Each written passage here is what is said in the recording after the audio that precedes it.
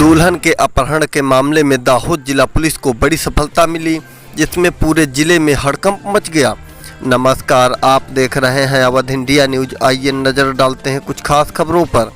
खबर गुजरात दाहोद से है। दाहोद जिला पुलिस ने मुख्य आरोपी को दुल्हन समेत भोपाल से पकड़ा। दुल्हन अपहरण के मामले में पुलिस ने कुल 4 आरोपियों को पकड़ा। पुलिस की जांच में पता चला कि अपहरणकर्ता महेश भूरिया गांव की ही दुल्हन से प्रेम करता था। हालांकि महेश भूरिया गांव की ही शादीशुदा था, लेकिन जांच में पता चला कि महेश भूरिया ने वापस लौट रही दुल्हन का अपहरण कर लिया था।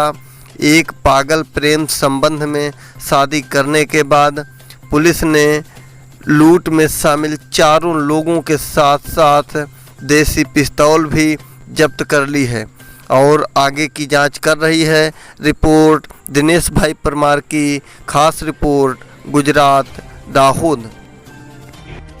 कतवारा पुलिस स्टेशन की हद में 19 मेना रोज नवागाम चौकड़ी थी नवागाम गामतळ तरफ जवानो जे सिंगल पट्टीनो रोड है, त्या एक जान आवी रही थी અને આ જાનને મોટરસાઇકલ 8 થી 10 મોટરસાઇકલવાળાઓએ આંતરી લીધેલી અને ગન પોઈન્ટ ઉપર ડર દેખાડીને અને નવવધુ જે હતા એમનું અપહરણ કરવામાં આવેલું હતું। આ ગુનાની ગંભીરતાને ધ્યાનમાં લઈ એસડીપીઓ દાહોદ જગદીશના માર્ગદર્શન હેઠળ તાત્કાલિક 4 ટીમો બનાવેલી, એલસીબીની 2, એસઓજીની 1 અને કતવારા પોલીસ સ્ટેશનની।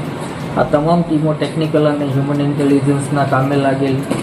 આશરે 200 થી વધારે કિલોમીટરના સીસીટીવી આ લોકોએ ચકાસેલા અને તેના આધારે ગઈકાલે બપોરના રોજ ભોપાલના ગજાનન કોલોની નીલવડ વિસ્તારમાંથી નવવધુને મુક્ત કરાવવામાં દાહોદ જિલ્લા પોલીસને સફળતા મળી છે।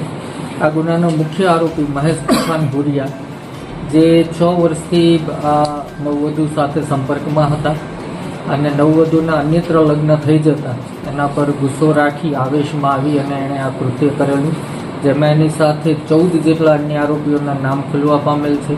તે પૈકી જીતેન્દ્ર ભાભોર, અંકિત ઉર્ફે રોહિત ઉર્ફે કોહલી, જે મેઘનગર જાબવાનો વતની છે, અને નવલસિંહ ભૂરિયા ઉચવાણિયા દાહોદનો વતની છે। આમાં જે અંકિત ઉર્ફે રોહિત ઉર્ફે કોહલીની ધરપકડ કરવામાં આવી ત્યારે એની પાસેથી એક કટ્ટુ દેશી બનાવટની પિસ્તોલ પણ બરામદ થઈ છે, જે આ ગુનાના કામે વાપરવામાં આવી હતી ડરાવવા ધમકાવવા માટે।